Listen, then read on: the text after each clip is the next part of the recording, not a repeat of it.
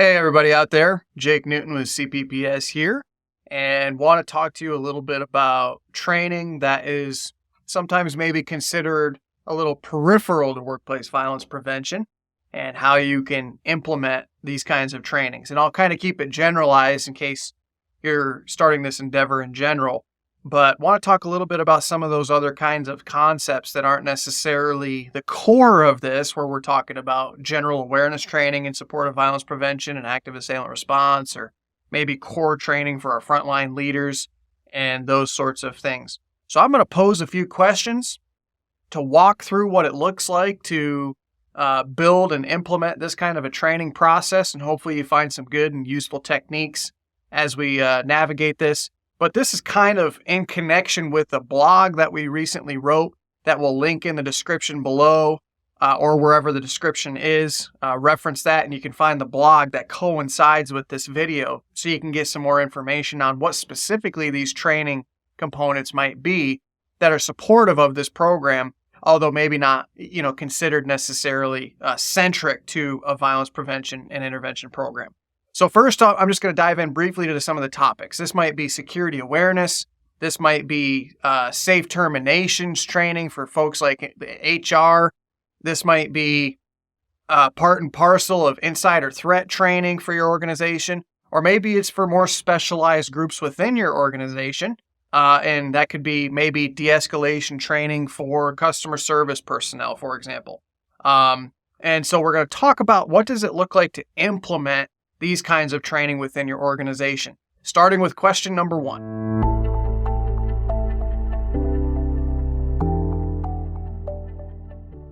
Question number 1 is, does my organization have a policy available that addresses this topic?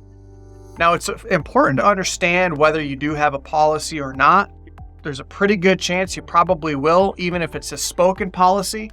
Just because oftentimes when you have to train to something, it's going to be implementing, or at least hopefully implementing, some sort of policy for the organization. When we're talking about workplace violence prevention and intervention, there should be a policy in place for that, and these trainings should be implementing the contents of that policy. So if that's the case, we want to know what's in that policy so then we can communicate it to our people.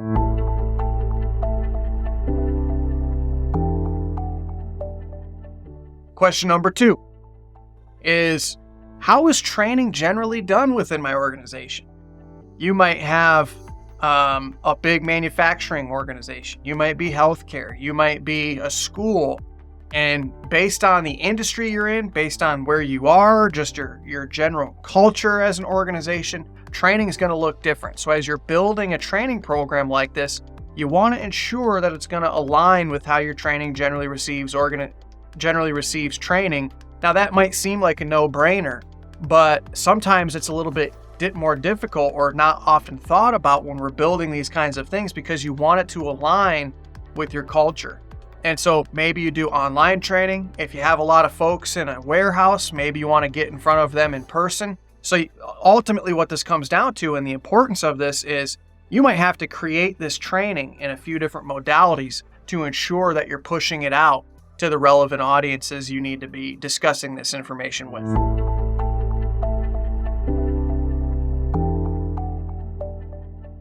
Question number 3. We already talked a little bit about this, but what is my audience? If you have folks that are maybe union, if you have folks that are customer service based, if you have people that are in a warehouse, you got your corporate offices, depending on who you're going to be communicating to, might change the messaging. It might change how we adapt the training.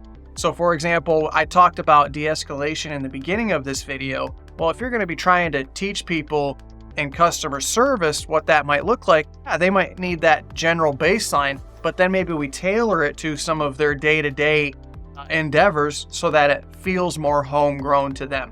So who is our audience? And then communicating this training in a way that's going to be adapted to them and applied to their day-to-day. It's going to help it be more beneficial to the audience. It's going to help them retain it a little bit better, and then also put it to use a little bit better, because it helps them identify what does this look like within the framework that I'm using on a regular basis.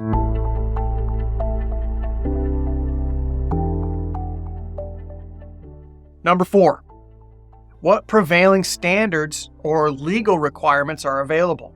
So there might be industry standards you might need to fulfill, and it's not totally uncommon, not always, but some of these standards might talk about what do I need to have within a training program. So when we're talking about violence prevention, intervention programs specifically, there's a whole myriad of things that we need to be talking about within our training programs.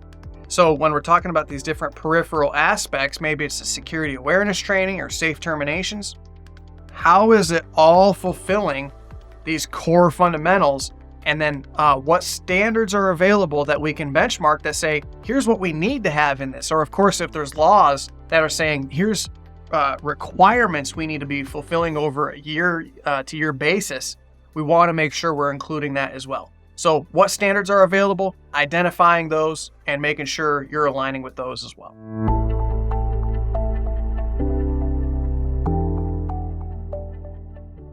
Question number 5. What's your industry counterparts doing? Are there other companies, are there other organizations that have done this training before? Maybe they're a little bit more down the road than you, or is this a common experience challenge where these kinds of training programs are being built and needed across your industry? So maybe you have counterparts, maybe you know some folks, maybe you're part of a working group in your local area, whatever that might look like. Reach out to them, see what they have available. At the very least, it might help you not have to recreate the wheel and get some creative ideas of what you can start from rather than trying to start from scratch, for a lack of a better term.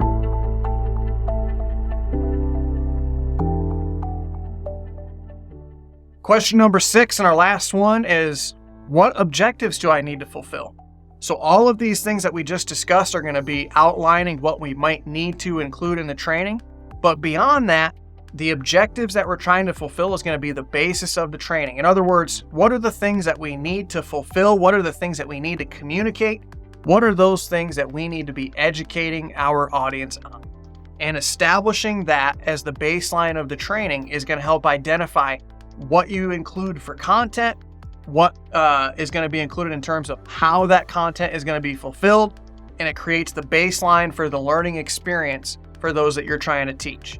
So as you're starting to build this training, that's a good starting point when you actually get into what is the actual program content's going to include. Figure out those objectives. What do we need to say? What do we need to communicate? And that's going to influence a lot of what goes into that program. So hopefully you got some good information there. Thank you so much for watching. If you have any questions, of course, always feel free to reach out to us, especially when you get into building these kinds of training programs. But for now, thanks for watching. Until next time, CPPS signing off.